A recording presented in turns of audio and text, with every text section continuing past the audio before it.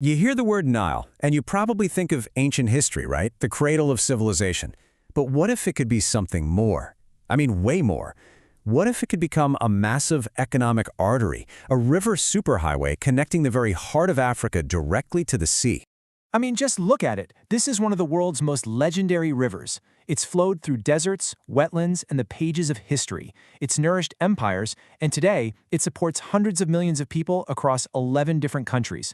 It's a lifeline literally carved into the continent. Okay, but now, imagine taking that ancient waterway and turning it into a modern, 3,800-kilometer superhighway for trade, a direct shipping lane from the Great Lakes of Central Africa all the way to the Mediterranean. It sounds kind of like science fiction, but it's a very real and incredibly ambitious plan.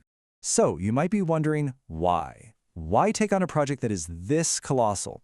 Well, it all starts with a huge transportation challenge that much of the continent is facing.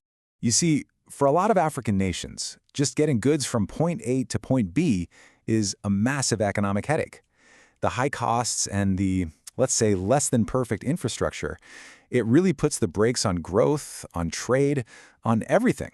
And these are the countries that get hit the hardest. For nations like Burundi, Rwanda, and South Sudan, being landlocked means your economy is basically at the mercy of your neighbors' ports and roads. This geographic reality just adds enormous costs and kind of isolates them from the global market. But here's where it gets really interesting. This is the potential game changer. Look at that number. Moving big, bulky cargo over water is estimated to be around 83% cheaper than moving it by road. 83%! That's not just a little better, that's a whole different ballgame. And it's not just cheaper, it's cleaner and way more efficient. This right here is the core reason for the whole project.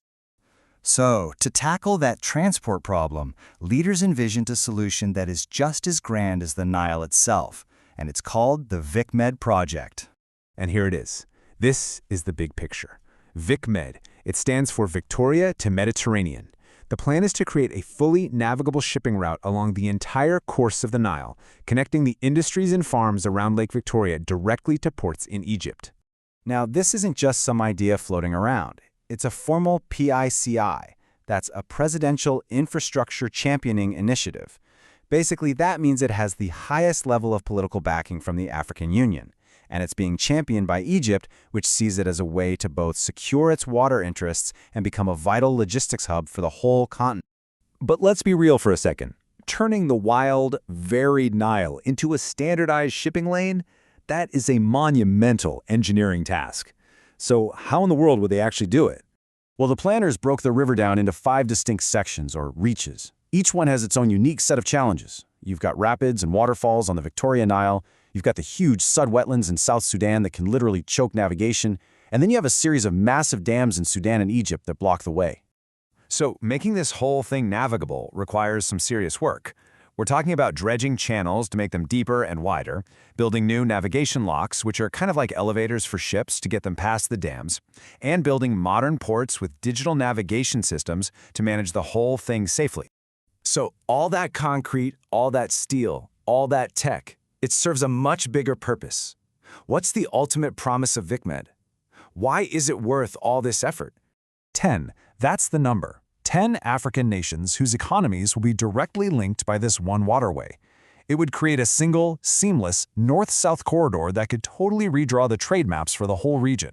And the scale of trade this could unlock is just immense. The waterway is being designed to handle vessels that can carry up to 1,500 tons of cargo. Think about that. That's like the equivalent of dozens and dozens of trucks, all moving smoothly in a single barge. You know, the intended impact goes way beyond just shipping. The real goal is to spark a whole chain reaction of benefits, boosting trade between African countries, creating tons of new jobs, making food more secure, and doing it all with a cleaner, low-carbon way to get around. But of course, a vision this grand comes with some equally grand challenges. You don't just reshape a continent's infrastructure overnight, and you definitely don't do it for cheap. And here is that staggering price tag. The main implementation phase is estimated to cost between $10 and $12 billion. That's billion with a B. A project of this size is going to need a massive coalition of funding from governments and private investors all over the world. But hey, this isn't just some pipe dream. The wheels have been turning for over a decade.